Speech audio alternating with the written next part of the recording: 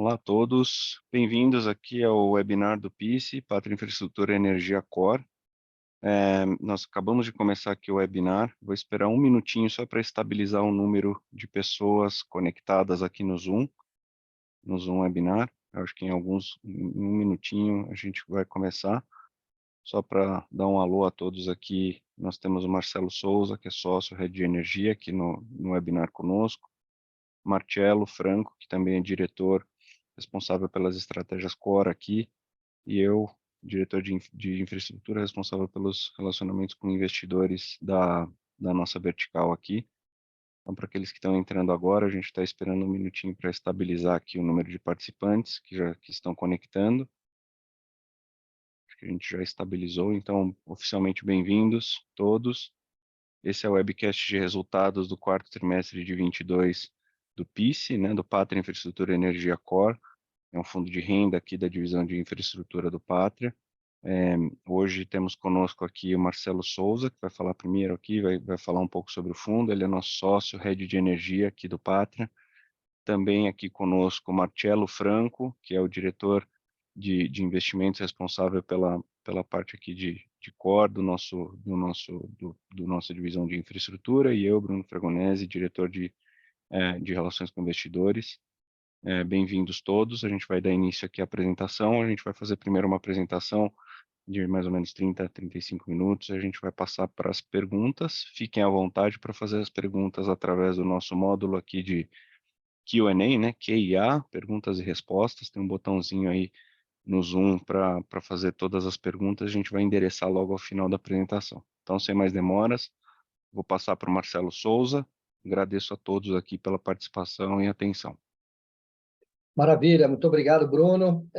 Boa tarde a todos. Um prazer estar aqui de novo com vocês para falarmos aqui dos resultados e das perspectivas do nosso PICE 11, nosso Pátria Infraestrutura Energia Core. Tá? Vou direto, então, para a apresentação, dado que o Bruno já explicou como é que a gente vai conduzir. Então, primeiro, eu queria lembrar vocês aqui onde está o Pátria hoje, né? Acho que a gente pode já passar para o primeiro slide. Ou seja, lembrando a vocês, né, Pátria é o maior gestor de recursos alternativos da América Latina. Temos hoje mais de 140 bilhões de reais sob gestão, em várias estratégias, né, entre private equity, infraestrutura, crédito e outras, né, essas três sendo as maiores, e também individualmente as maiores da América Latina. Também, além de firma, maior firma da América Latina, nós somos os maiores em private equity, em infra e em crédito. Isso é fruto de trabalho aqui de mais de 30 anos, um pouco da história do Pátria aqui do lado esquerdo, uma história muito bem sucedida, sendo hoje o Pátria, inclusive, uma empresa listada na Nasdaq, na Bolsa de Nova York, e, portanto, trazendo aqui para dentro da nossa companhia os mais altos níveis de governança, de processos, de institucionalização. Hoje nós vamos falar, né, de um dos fundos que está aqui dentro dessa família azul mais clara ali em cima, que tem 30 bilhões sob gestão, que é a área de infraestrutura, e dentro da área de infraestrutura nós, então, temos as famílias aqui de fundos de renda, sendo o pioneiro aqui o nosso PICE 11, que a gente quer aqui hoje trazer atualizações para vocês. No próximo slide, também lembrando a vocês aqui o time, né, que está aqui diretamente com vocês sobre esse tema, né, tanto o time de gestão da nossa estratégia de renda, né, estratégia core, que é o que chamamos, sob a minha liderança, mas está aqui o Marcelo conosco, tem um time bastante robusto trabalhando também nessa estratégia, incluindo o Bruno Fregonese, que está aqui conosco. E do lado direito, muito importante também que vocês saibam, conheçam, todo o nosso time de relacionamento aqui do Pátria Brasil, né? Esse é o time que está bastante focado em todos os temas de marketing e produtos, e, portanto, com a missão de estar cada vez mais próximos de vocês, dos investidores, dos distribuidores, apresentando os produtos que o Pátria tem e, ao mesmo tempo, nos ajudando aqui nessa proximidade, entendendo cada vez mais o que vocês, clientes, demandam, precisam, e nos ajudando a também estar sempre próximo do ponto de vista de explicar os produtos, as performances, etc., de tudo que está acontecendo dentro do Pátria. Tá bom? Já passando aqui para o próximo slide, eu vou dar um resumo para vocês de onde está o fundo hoje, né? lembrando, né, que o fundo está alocado em uma estrutura de debêntures contratadas no conjunto de ativos eólicos, e o Marcelo mais à frente vai dar aqui mais detalhes para vocês, mas, né, ou seja, esse capital contratado, indexado à inflação, com proteções contratuais importantes que a gente vai trazer para vocês aqui na data de hoje, tá? Lembrando que já distribuímos mais de 140 milhões de reais desde a nossa emissão. Portanto, hoje, dado o preço de mercado, de tela, a nossa cota representa um yield de 12%, em comparação aqui aos dividendos esperados, comparado com o preço de emissão, 8,8. Né? Isso quer dizer que, na cota de mercado hoje, existe uma TIR esperada de inflação mais 10,9. Então, realmente ainda continua sendo um fundo com bastante atratividade aqui para quem quiser se posicionar. Do ponto de vista de distribuição esperada, né, falamos o que a gente já distribuiu, como é que a gente está vendo para frente. Nós vamos, então, distribuir de R$ 6 a R$ 8 por cota no terceiro ano do fundo. Vamos dar bastante detalhes sobre isso aqui, né, no próximo trimestre, a partir de março. Lembrando que já pagamos aqui, né, já anunciamos na sexta-feira, desculpe, o dividendo aqui do mês passado, mas olhando aqui para frente, nós vamos pagar 1,95 por cota, e à medida que o tempo vai passando, nós vamos, então, estar reavaliando este número. Vocês vão entender com bastante detalhe o que a gente está explicando aqui com relação ao guidance, né, ao direcionamento de dividendos. O Marcelo vai trazer muito detalhe para vocês aqui, tá?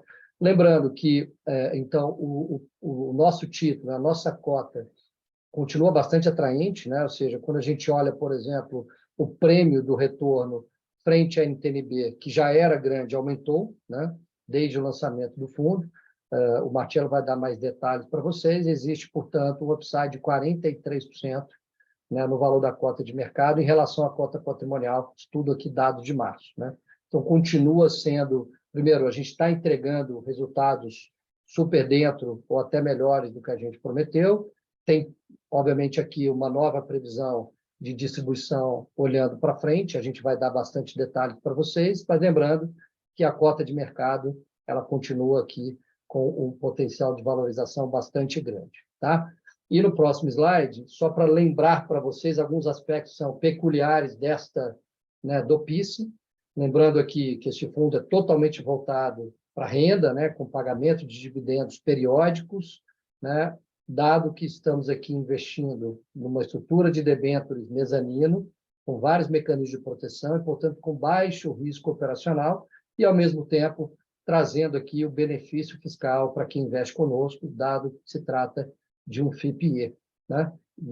Além disso, trazendo o tema da liquidez diária, né? O fundo listado, que tem uma liquidez importante e que, portanto, traz esse outro benefício para quem está investindo conosco. Tá bom? Bom, com isso, eu passo a palavra para o Marcelo, ele vai trazer mais detalhes aqui sobre os ativos, a performance e todos os temas aqui que concernem o futuro próximo desse ativo, e eu volto no final. Tá bom, Marcelo, por favor. Obrigado, Marcelo. Passando aqui para a próxima página, então, acho que só lembrando a todos que a carteira do PICE hoje está investida em 3 parques eólicos, que são localizados na região nordeste do Brasil, e os parques possuem contratos de venda de energia de longo prazo, né? Então, a receita desses parques está contratada pelos próximos 20 anos, e essa receita é ajustada anualmente com a inflação, tá? Os parques estão 100% operacionais, né? E tem aí ainda uma longa vida ponto de vista de período de autorização pela frente, né? São parques que vão operar aí pelo menos até 2054, tá? Passando para a próxima página, falando um pouco sobre a performance dos ativos agora, tá? Do ponto de vista de disponibilidade, que seria o funcionamento das máquinas, os parques estão operando conforme esperado, tá? Então, Serrote está operando dentro do esperado, com disponibilidade média acima de 95%, e Serra do Mato e Afonso Bezerra está até acima do esperado, com uma disponibilidade média de 97%, 98%. O que é a disponibilidade? É uma métrica que ela indica qual que é o percentual do tempo que a máquina está lá funcionando, esperando para ventar, né? E uma vez que venta, aí os ativos geram energia elétrica. Tá? Então, acho que a máquina está funcionando, ela está lá operando bem do ponto de vista da disponibilidade. Quando a gente olha para a ótica da geração de energia, quanta energia foi gerada pelos parques, aí a gente mostra nos gráficos da parte inferior da página, aí o ponto é que os parques de Serrote e de Serra do Mato estão gerando um pouco abaixo do esperado, tá? Essa geração foi particularmente impactada no mês de novembro do ano passado e tem sido, na média, abaixo da faixa que a gente esperava para a geração desses parques, enquanto o parque de Afonso Bezerra está na média ali, dentro do que a gente esperava, dentro da faixa que a gente espera. Tá? Essa geração abaixo do esperado, ela não acontece por conta do funcionamento da máquina, que está funcionando direito, ela acontece pela disponibilidade de recurso eólico, né, que é medido pela velocidade do vento. Tá? E esse é um efeito que aconteceu em todos os parques da região do Nordeste, porque, de fato, o vento foi muito menor do que se esperava, né? O vento estava muito mais lento, ou ventou muito menos do que se esperava em toda a região, né? Então, seguindo na próxima página, a gente tenta explicar um pouco do que causa esse fenômeno, né? Então, a menor velocidade do vento, ela é causada pelo fenômeno climático Laninha, que é um fenômeno cíclico, mas que impacta aí o nível de chuva e de vento na região norte e nordeste do Brasil. O que acontece? O Laninha é um fenômeno que ele é decorrente da mudança na temperatura superficial do oceano e tem esse perfil cíclico. O que acontece? Tem períodos em que a temperatura do oceano está um pouco mais fria e em períodos em que a temperatura está um pouquinho mais quente. Quando a temperatura está mais fria é quando acontece o Laninha. E quando o Laninha acontece, que a gente mostra aqui do lado esquerdo da página, é que é o seguinte, no norte e no nordeste acaba chovendo mais e, por consequência, ventando menos, e no sul acaba chovendo menos e, por consequência, ventando um pouco mais. Então, parques do Nordeste, de maneira geral, e os parques que o PIS investiu também se incluem nessa ótica, tiveram uma geração um pouco menor do que nos anos anteriores, tá? Um ponto que é importante é que o Laninha ele é um evento cíclico, né? Então a gente mostra que no gráfico do canto direito da página, nos últimos 20 anos de temperatura de oceano, dá para ver que são eventos que acontecem geralmente a cada 2 anos você troca, né? Entre períodos de temperatura mais quente e mais fria, né? E o que dá para ver já é que a temperatura já está voltando nos últimos meses, né? Nos últimos 2 meses para algo como próximo da média histórica, tá? Já tem até algumas instituições meteorológicas que estão indicando que o Laninha está chegando ao fim, o que deve ser uma perspectiva positiva do ponto de vista de velocidade do vento e de geração eólica para a região Nordeste, tá? Passando para a próxima página, a gente traz até um período mais longo, tá, de velocidade de vento nessa região. Tá? Então, quando a gente olha para os últimos 30 anos, dá para ver claramente que o vento ele vem em ciclos em que ele pode ser mais rápido ou um pouco mais lento, relativo à média histórica. Esse é o elemento que é comum em projetos de infraestrutura dessa natureza. Tá? Então, não é um ponto que necessariamente nos surpreende. Tá? E é exatamente por esse motivo, né, por a gente saber que existe essa ciclicidade na disponibilidade eólica, e o PIS estruturou o investimento nesses parques eólicos via debênture e mezanino, porque é um mecanismo que possui uma série de proteções para proteger, de certa forma, o retorno, né, e o patrimônio dos investidores. Tá? Então, esse é um ponto que é super importante, que a gente tenta aí mitigar a volatilidade da geração de caixa dos projetos e proteger o retorno de longo prazo desses ativos. Tá? Então, passando para a próxima página, a gente queria contar um pouco mais de quais são esses instrumentos, quais são as proteções que o PIS tem que protegem contra essa ciclicidade da geração. Tá? A primeira proteção é o elemento do cash sweep. Tá? O que é o cash sweep? Ele funciona da seguinte forma: o fundo ele tem um retorno contratado, de modo que todo ano o valor das debêntures que o fundo investe nesses projetos é ajustada a uma taxa de IPCA mais 6,5%, e o fundo tem direito a receber dos projetos um percentual do fluxo de caixa que é gerado pelo projeto. Tá?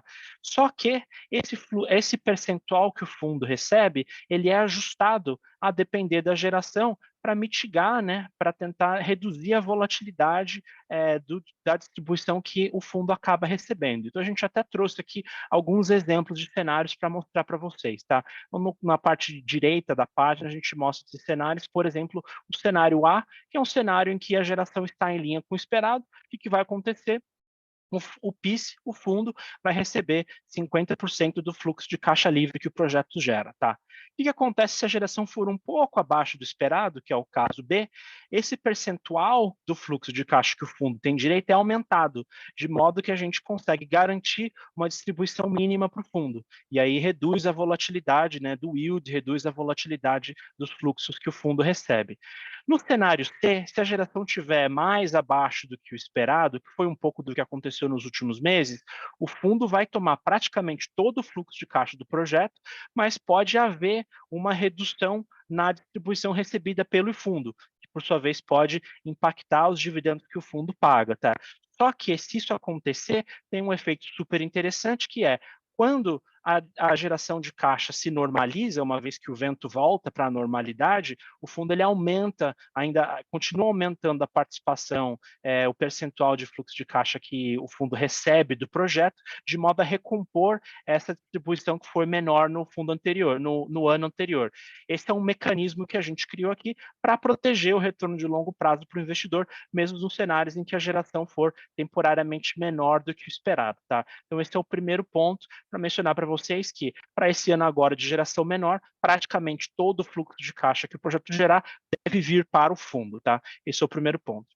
E aí vem um segundo ponto, que é o fato da gente ter esse investimento investido em debênture, né? Que é como a gente mostra na segunda página, que é a segunda proteção que a gente tem aqui para o retorno do investidor, tá? Então, como esse é um investimento feito via instrumento de dívida, o retorno desse investimento ele está contratado, ele é definido todo ano em IPCA mais 6,5 líquido para o cotista, tá? O que vai variar é o tanto que vai ser distribuído desse IPCA mais 6,5 como dividendo para os nossos cotistas, tá? Então aqui a gente até trouxe um exemplo numérico para mostrar para vocês. Então se a gente pega, por exemplo, no período de fevereiro de 2022, o patrimônio do líquido do fundo era de R$ 102 por cota, tá? Ao longo desses últimos 12 meses, a gente teve um retorno total do investimento, que é mais ou menos IPCA mais 6,5, que daí 11,70 por cota, tá? Um retorno aí de mais ou menos uns 11%.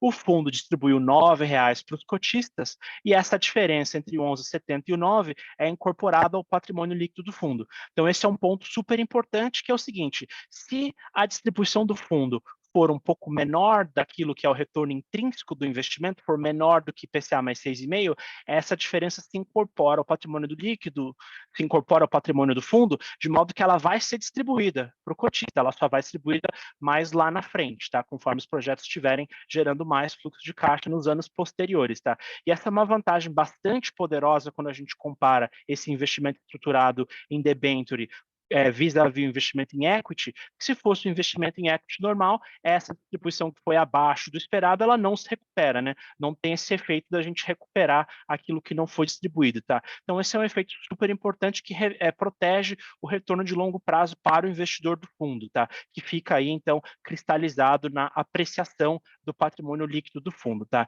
Então acho que esse é um ponto super importante para a gente mencionar, que com a geração que tem sido um pouco abaixo do esperado, no próximo ano, como o Marcelo mencionou, a expectativa de distribuição é que seja um pouco menor do que foi no ano passado, mas essa diferença vai ser incorporada no patrimônio líquido do fundo, tá? Esse é um ponto que a gente queria deixar bem claro aqui para vocês, tá? Aí, passando para a próxima página, a gente queria aproveitar agora que o fundo terminou o segundo ano desde o nosso IPO, para falar um pouco da performance do fundo, tá? Então, a gente trouxe aqui duas maneiras de olhar performance. Uma maneira que é o que diria a maneira a preços de mercado, e uma segunda maneira mais ao preço patrimonial, tá?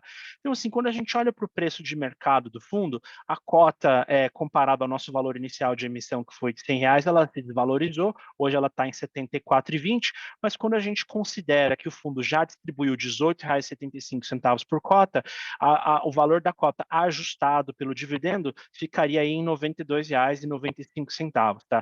E a gente compara esse rendimento acumulado aí ao longo dos últimos 2 anos com o título do Tesouro, tá? Particularmente as NTNBs, que são os títulos de Tesouro indexados à inflação, tá? Quando a gente olha para a cota do fundo ajustada pelo dividendo e compara com a NTNB, a gente vê que existe uma correlação bastante grande entre esses dois instrumentos, né? E o que a gente quer mostrar para vocês com isso é que mesmo a NTNB, que seria, de certa forma, um investimento praticamente livre de risco, né, teve uma variação bastante significativa ao longo dos últimos 2 anos, entrando até em território negativo ao longo desse período, assim como também o nosso valor da cota, assim como também o valor da cota do fundo, tá? Mas isso não quer dizer que quem investiu na NTNB vai ter uma rentabilidade negativa se você ficar com esse papel no longo prazo. Assim como quem ficar com o papel do PIS no longo prazo não necessariamente vai ter uma rentabilidade negativa. Esse é um ponto super importante que a gente queria enfatizar, que é o que traz para a gente para a próxima página, que é quando a gente olha para a rentabilidade do fundo, mas aí olhando para o valor intrínseco desse investimento, olhando para o valor patrimonial dele, tá? Então, quando a gente olha a evolução do valor patrimonial do fundo comparada com os títulos do Tesouro, nesse caso, a gente até compara a NTNB como se ela tivesse, de certa forma, aí marcada na curva, para simular um caso de um investidor que comprou cota do PIS, que também comprou a NTNB e pretende ficar com esses investimentos no longo prazo, tá? Então, se a gente tivesse que comparar dessa forma para o investidor de longo prazo, a gente compararia o valor patrimonial da cota do fundo que se apreciou em torno de R$ 6 por cota, começou lá com mais ou menos R$ 100, né? Agora está em 106, recebeu também R$ 18 por cota de dividendo desde então, que dá um retorno aí acumulado de R$ 127, tá? Esse retorno seria aí livre de impostos. Enquanto se esse mesmo investidor tivesse também comprado a NTNB exatamente na mesma data, essa NTNB teria se apreciado na curva aí em R$ 121, tá? Então o PIS nesse caso teria um retorno até superior à NTNB, tá? Eu acho que esse é um ponto que a gente acha importante trazer, que o fato de ter existido uma certa desvalorização da nossa cota não significa que o retorno de longo prazo está comprometido, tá? Esse é um ponto super importante, aí a gente tenta trazer esses dois elementos aí, que o primeiro deles são todas as proteções do instrumento de dívida, e o segundo, que é essa lógica aí de marcação a mercado e como é que isso funciona, tá? E hoje, a realidade é que o fundo está bastante descontado com relação ao seu valor patrimonial, tá? Que é o que a gente mostra um pouco na próxima página, que significa qual que é o prêmio que o fundo tem hoje contra os ativos de comparação que estão relevantes para esse tipo de investimento, né? Então, quando a gente pensa, por exemplo, lá no nosso IPO, que foi em março de 2021, o fundo tinha um prêmio de 4% de rentabilidade contra a rentabilidade da NTNB líquida e um prêmio de 2,4% contra as debêntures de infraestrutura, tá? Se a gente olha para hoje, o fundo, o PIS, né, está rendendo IPCA mais 10,9%, enquanto uma NTNB líquida de impostos renderia algo como IPCA mais 4,9%, então tem um prêmio aí de 6% sobre os títulos do Tesouro, tá? E se a gente tivesse que comparar esse investimento contra debêntures de infraestrutura, a gente pegou uma média aqui da rentabilidade das debêntures equivalentes do mercado, né? Esse prêmio está em 3,3%. Então, acho que esse é um ponto super importante da gente mencionar, que existe aí hoje uma rentabilidade adicional para o investimento de longo prazo que pode ser feito no PIS, tá? Então, para os investidores que investiram conosco lá na época do IPO, em março de 2021, o retorno esperado continua sendo aquele de IPCA mais 6,5%, que é um retorno acima do retorno líquido das NTNBs da época, tá? E ainda acima do retorno líquido das NTNBs hoje, inclusive. E para os investidores que quiserem entrar no fundo agora ou que quiserem aumentar a sua posição, o retorno implícito esperado aí é de quase IPCA mais 11 líquido de impostos, tá? O que seria aí uma oportunidade de investimento bastante atrativa, tá? E aí, acho que para terminar aqui, antes de passar de volta para o Marcelo, eu queria só contar um pouco na próxima página como é que a gente está vendo a nossa dinâmica de distribuições, tá? Então, para esse terceiro ano do fundo, que a gente conta ele de março de 2023 até fevereiro de 2024, a nossa expectativa é distribuir entre R$ 6 e R$ 8 por cota, tá? É um pouco menos do que a gente tinha indicado no nosso guidance anterior, muito por conta dessa dinâmica de disponibilidade de recurso eólico que eu mencionei lá atrás. Como a gente já disse, essa é um evento que a gente imagina que seja temporário, que tende a se normalizar, né, nos próximos anos, no longo prazo, tá? Mas mas existem todos esses fatores que protegem aí o retorno do fundo, né? Que o fato da distribuição nesse próximo ano agora ser um pouco menor, significa que deve haver uma apreciação um pouco maior no valor patrimonial da cota do fundo, tá? Essa distribuição esperada entre R$ 6 e R$ 8 por cota, ela vai ser feita mensalmente para os próximos meses, tá? Então, para o mês de março agora, a gente já distribuiu R$ 75 por cota, que era em linha com o que a gente vinha distribuindo nos meses anteriores, e agora, para o mês de abril e para o mês de maio, a gente deve distribuir em torno de 60 centavos por cota. O que a gente vai fazer dali para frente? A gente vai continuar monitorando a geração dos projetos, e se a geração tiver mais tendendo para uma volta à média histórica já nesse ano, a expectativa é que as distribuições de 60 centavos passem a aumentar e a gente deve chegar mais próximo dos R$ 8 por cota ao longo do ano como um todo. Se a geração continuar em linha, continuar abaixo do esperado, daquilo que a gente imaginava, essa distribuição deve continuar em torno de 60 centavos, pode reduzir um pouco, de modo que a gente termine o ano com algo em torno de R$ 6 por cota de distribuição total, tá?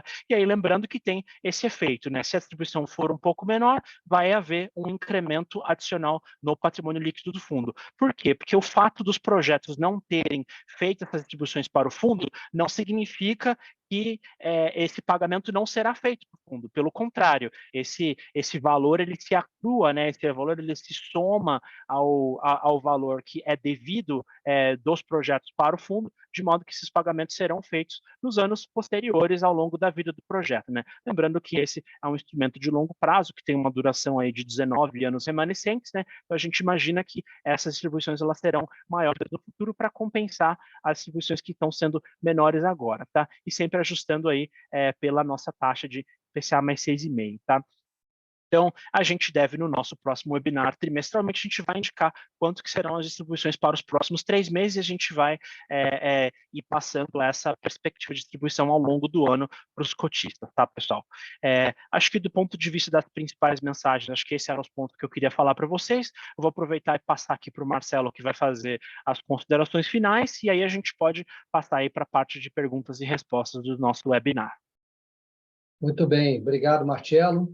Bom, pessoal, então, mensagens importantes aqui para vocês, para relembrar aqui como é que está indo o nosso produto, como é que está indo o fundo, como é que está indo o PICE.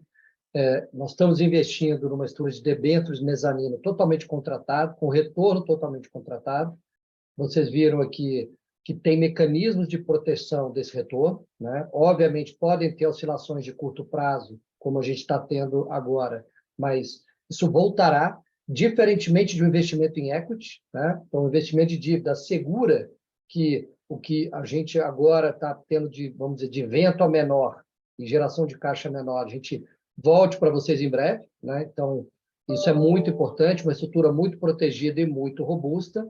Lembrando que a nossa cota está hoje, sim, com uma desvalorização, né? O valor da cota caiu, porque todos os fundos listados do Brasil caíram, né? De uma forma geral, dada a abertura da curva de juros, mas, de novo, isso aqui é um efeito temporal na nossa leitura, dado que acreditamos que a taxa de juros não ficará no patamar que ela está hoje, né?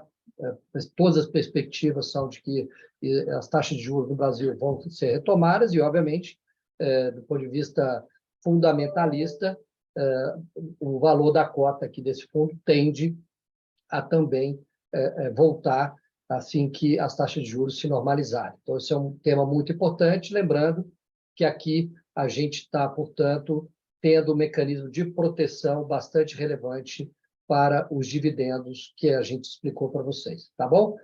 Obviamente, estamos aqui totalmente abertos para perguntas. Eu estou vendo que já temos algumas perguntas aqui no chat. Bruno, eu já posso pegar? Como é que você quer Pode conduzir? pegar à vontade, Marcelo. Se você preferir, acho que vamos na dinâmica de lendo só as perguntas, porque o pessoal não consegue ver aqui, e respondendo, sem problema. Então, eu vou pegar aqui, tem uma pergunta do Arthur. Entrei no IPO e pretendo ficar no PICE até o final do período. Sendo debênture mezanino e não equity, qual será o valor residual projetado na amortização final e quando se iniciará a mesma? O que acontece aqui, Arthur, obrigado pela pergunta, é que, como disse para vocês, como é um título de dívida contratado, à medida que o ativo vai operando né, e mesmo que ele tenha desvios ao longo do caminho, mas dentro da previsão de operação, que é o que a gente espera, o que vai acontecer é que você, né, todo o valor da sua cota patrimonial, que vai contabilizando os juros, serão recebidos no final. No final da vida, você terá recebido, né, o juro e o principal do IPCA mais 6,5, que é o valor de face deste título. Tá? E, obviamente, à medida que passa, cada vez mais a gente vai aumentando, isso obviamente é mais para o final, né? Mais para o final, dada a estrutura que a gente desenhou, você começa a aumentar a parcela de principal, que começará a vir mais no final do período. Né? Não sei se o Marcelo quer acrescentar alguma coisa nessa resposta aqui com relação ao principal, Marcelo. Não, Marcelo, acho que o ponto é esse mesmo.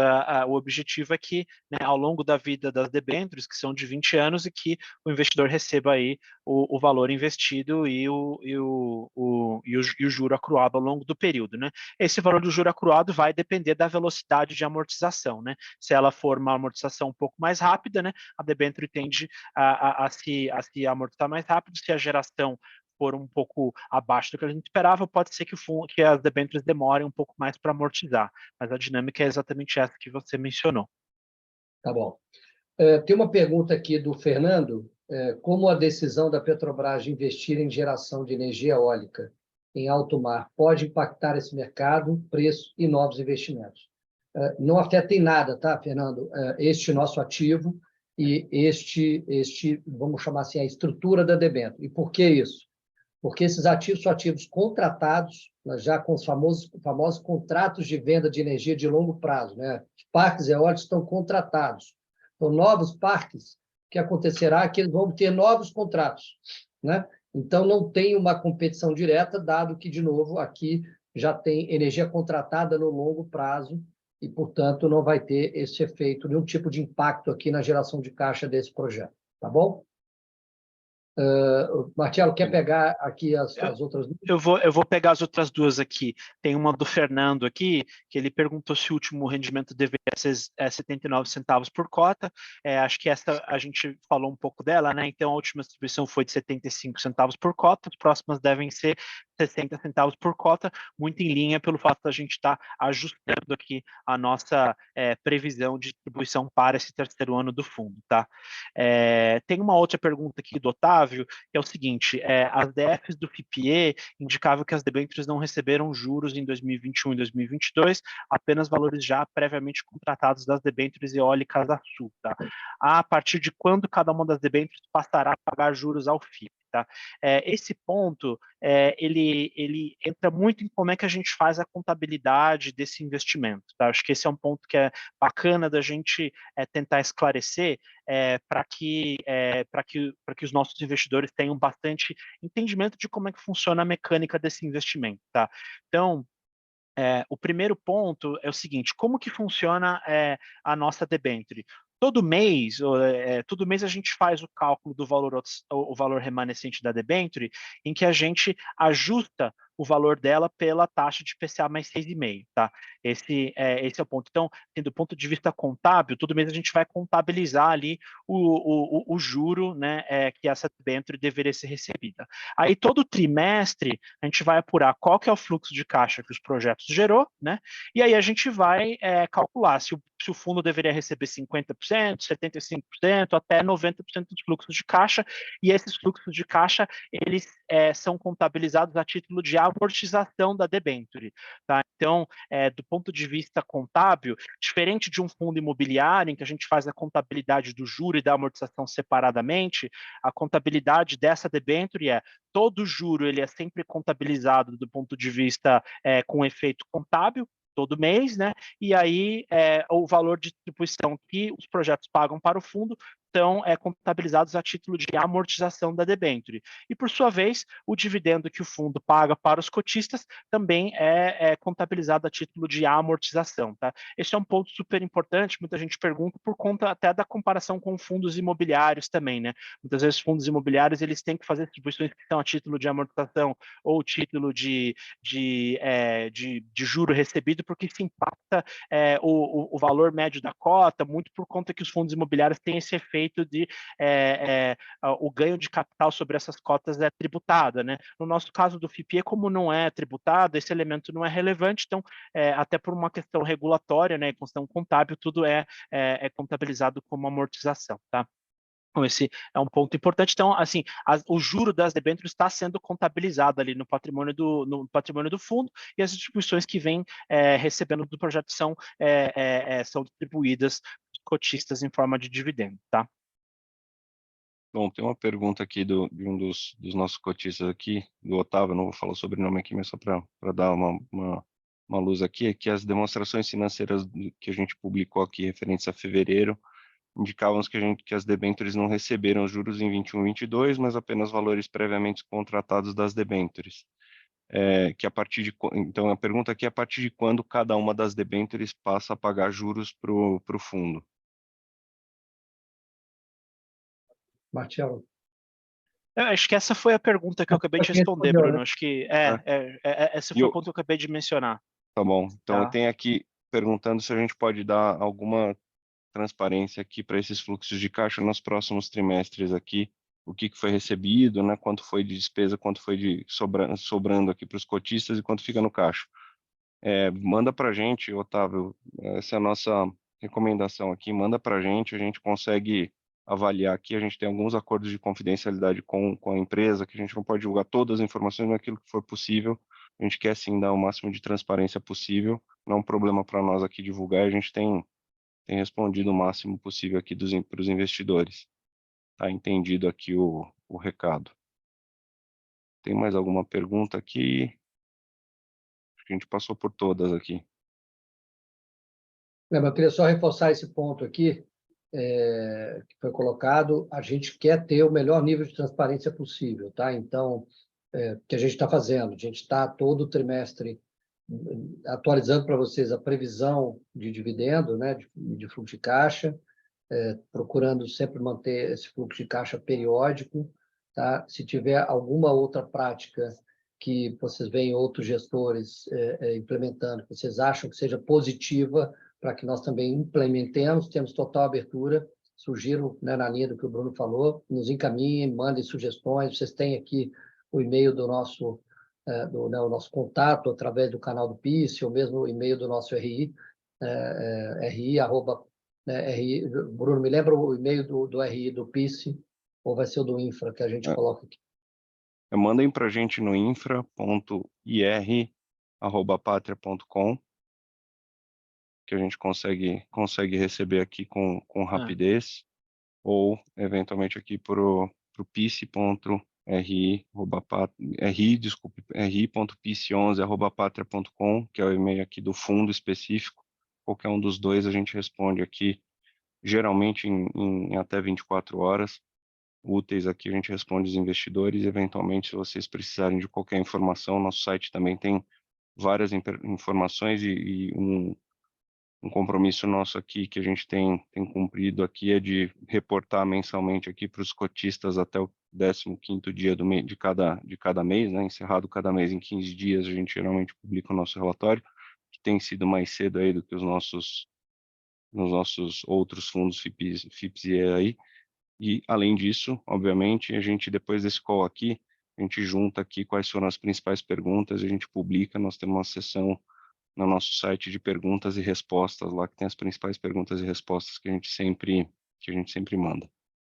Teve uma pergunta aqui, eu queria passar, eu acho que é importante aqui, queria passar para a gente responder antes de encerrar, qual o grau de conservadorismo do nosso guidance aqui de distribuição, porque existe aqui, a pergunta aqui, porque o fim do Laninha parece que vai trazer esse regime de ventos ao normal. Então, deixar para o Marcelo e Martiello comentarem.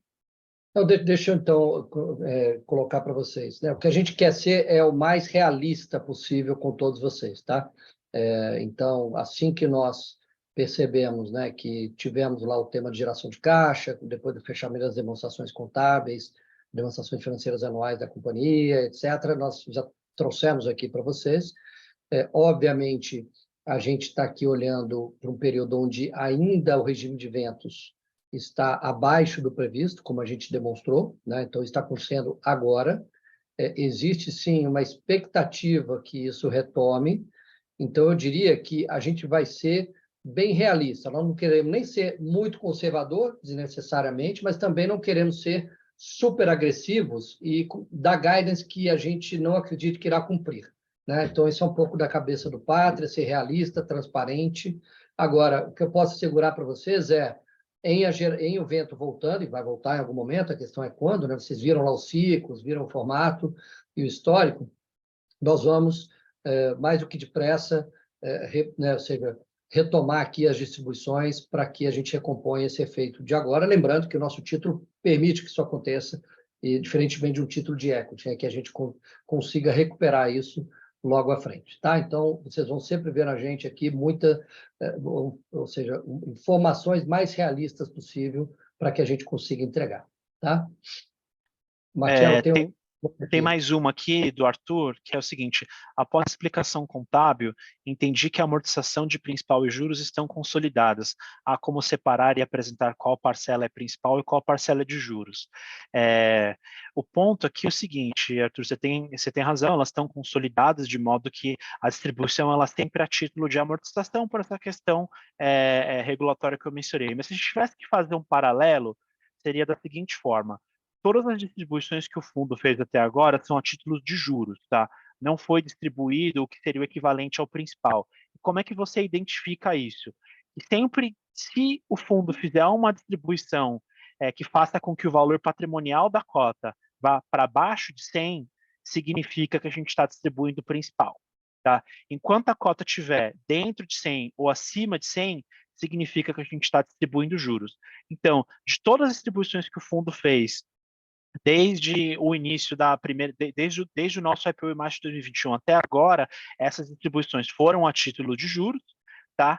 Tanto é que a cota agora está em R$ 106, tá? Então, se, por exemplo, a gente fizer uma distribuição muito grande em algum ano e a cota vier abaixo de 100, aí tudo que for abaixo de 100 passa a ser a título de principal. Pelo menos é para essa primeira fase da vida do fundo. Quando a gente chegar mais no final da vida do fundo, que a cota tiver necessariamente, né, abaixo de 100, porque a gente já vai estar numa fase de mais maturação do instrumento, o instrumento vai estar amortizando o valor principal de maneira recorrente, aí a gente pode até fazer essa separação para vocês, vocês todo sentido, mas agora eu já consigo dizer para você que é 100% de juros, tá? Se a gente tivesse que fazer uma comparação com a contabilidade, por exemplo, de fundos imobiliários, tá? E lembrando que a gente fez aqui uma estrutura de dívida mezanino, né? Então, por natureza, o principal ele está mais para frente, tá? Está mais do meio para o fim da vida do papel do que para o começo, dada a explicação que o Marcelo deu, tá? Então, podem esperar que ao longo da vida, vocês, né, estamos agora pagando juros, mas em algum momento nos próximos anos, tem lá no nosso prospecto qual era o duration, a dinâmica toda, mas vai começar a receber muito mais principal, e aí a gente vai amortizando a cota deste papel para vocês, tá? Acho que era isso de perguntas, então não surgiu mais nenhuma pergunta aqui, Bruno, então tem alguma questão de ordem aí? Acho que a gente permanece à disposição, né? Esse vídeo, assim que possível, aqui vai estar disponível para os investidores, se vocês quiserem rever ou eventualmente passar para outros investidores, a gente vai distribuir esse vídeo, esse replay aqui, deixar público para todos. A gente vai atualizar as perguntas e respostas no site.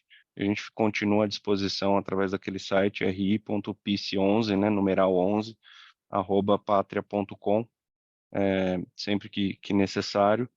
E sem mais perguntas aqui, desejamos um bom feriado a todos. A gente antecipou aqui o webinar para não ficar na véspera do feriado. Isso foi bom aqui, porque bastante gente se juntou. Mas, enfim, aproveito para desejar um bom feriado a todos e a gente continua à disposição.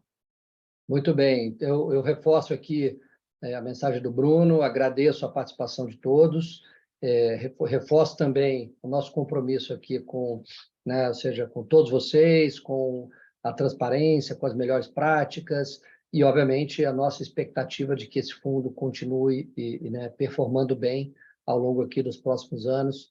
E, portanto, qualquer tema que vocês tiverem, por favor, entre em contato conosco, com o nosso RI, que nós teremos o maior prazer aqui em poder esclarecer qualquer tipo de tema que vocês tenham conosco, tá bom? No mais, um grande abraço a todos.